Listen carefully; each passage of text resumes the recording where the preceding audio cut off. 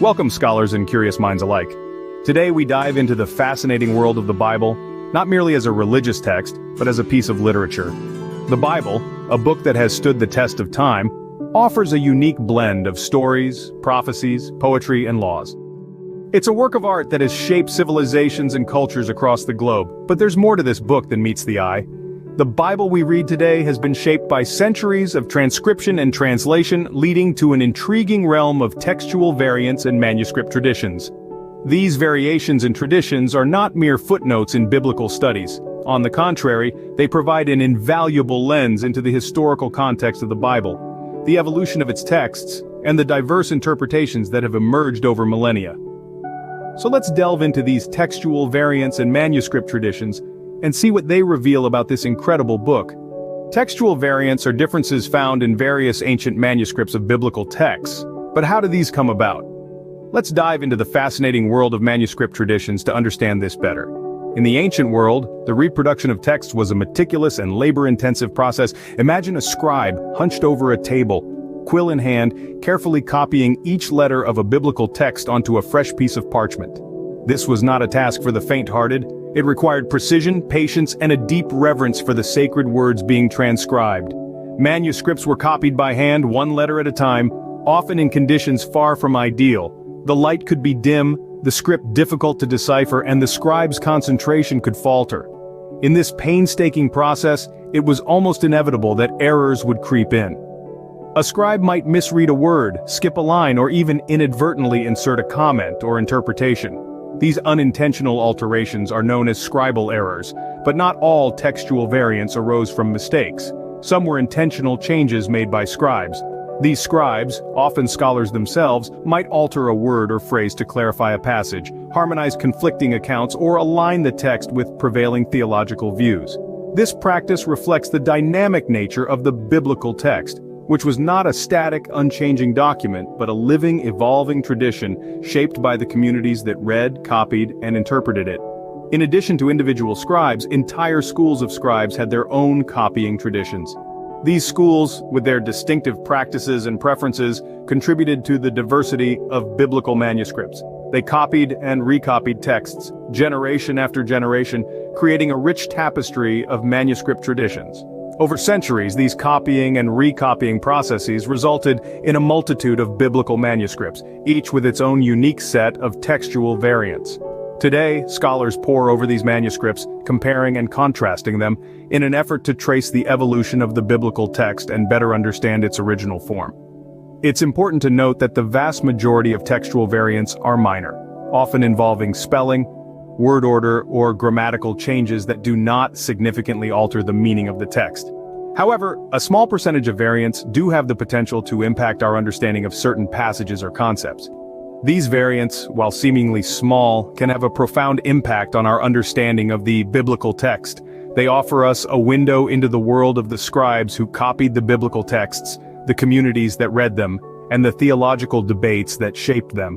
Far from being mere errors or discrepancies, these textual variants are an integral part of the rich and complex history of the Bible as literature. Some scholars argue that these textual variants enrich our understanding of the Bible. Yes, you heard it right.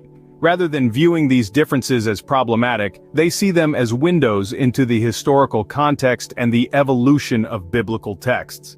Let's take a step back into the past. Imagine a time when each copy of a biblical text was painstakingly transcribed by hand. Each scribe, in their unique context, would approach the text with their own understanding, experiences, and even theological biases. The result? Variations in the texts that reflect the diversity of thought and interpretation among early Christian communities. Consider the example of the Gospel of Mark, one of the most intriguing books of the New Testament. Some ancient manuscripts end Mark's Gospel at chapter 16, verse 8, while others include an additional 12 verses. This discrepancy opens up a fascinating exploration of early Christian beliefs about the nature of Christ's resurrection.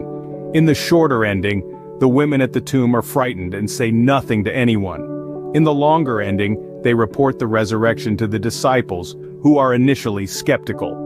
This longer ending also includes appearances of the risen Christ and the commissioning of the disciples to spread the good news. These two distinct endings present us with two very different theological perspectives. The shorter ending leaves us in suspense, reflecting perhaps an early Christian community grappling with the mystery of the resurrection. The longer ending, on the other hand, provides a more triumphant conclusion, possibly reflecting a later community's need for a more definitive account of the resurrection. You might also have heard about the story of the adulteress in John's Gospel, where Jesus famously says, "Let him who is without sin cast the first stone." However, this story is absent from the earliest and most reliable manuscripts of John. Its inclusion in later manuscripts may reflect the evolving understanding of Jesus' teachings on forgiveness and non-judgment. These are just two examples out of thousands of textual variants in the Bible.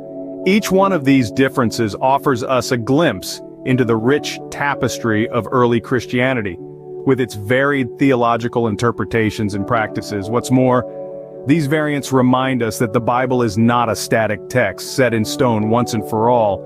It is a living document, shaped by the hands of countless scribes over centuries, reflecting the evolving understanding of communities of faith.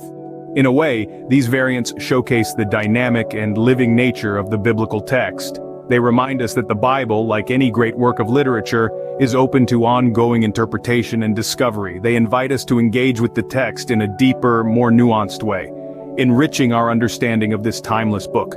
So the next time you come across a variant in your Bible study, don't be disheartened. Instead, see it as an invitation to delve deeper into the historical context, the theological debates, and the living tradition that have shaped this remarkable text. However, not everyone views these variants in a positive light.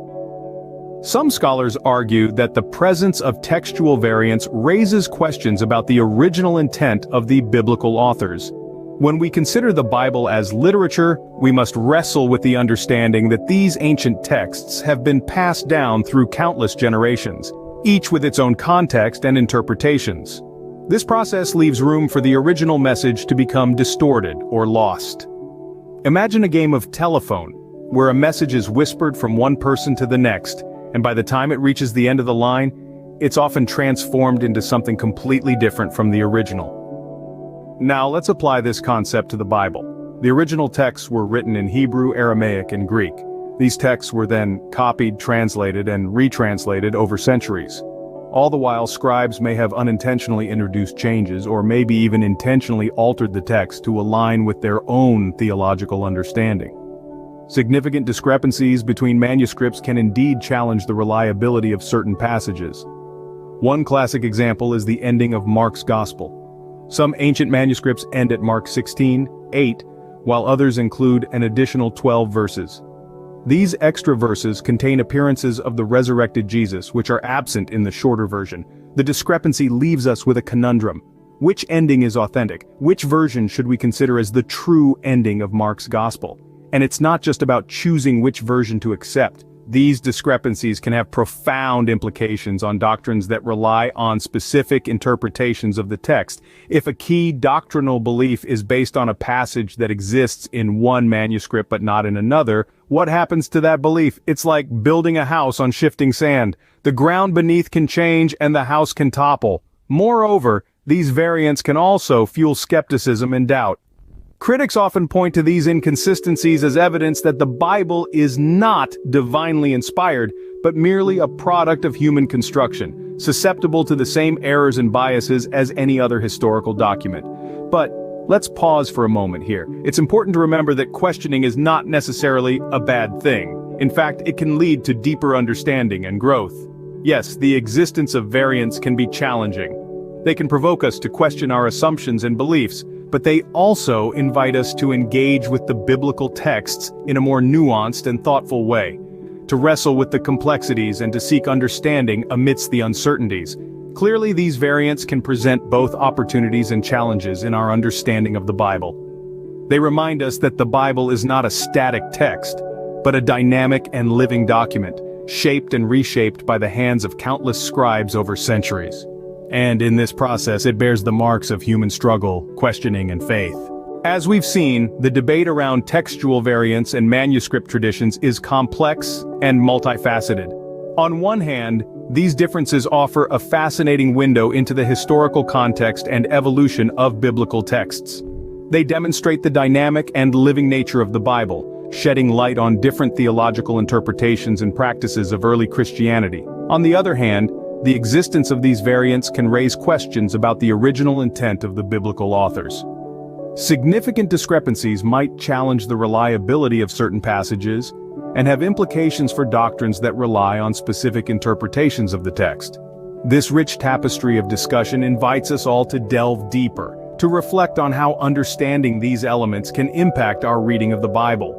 It encourages us to engage critically and thoughtfully with the text. So the next time you pick up a Bible, remember, it's not just a book. It's a tapestry of history, theology, and literature woven together through centuries of human experience.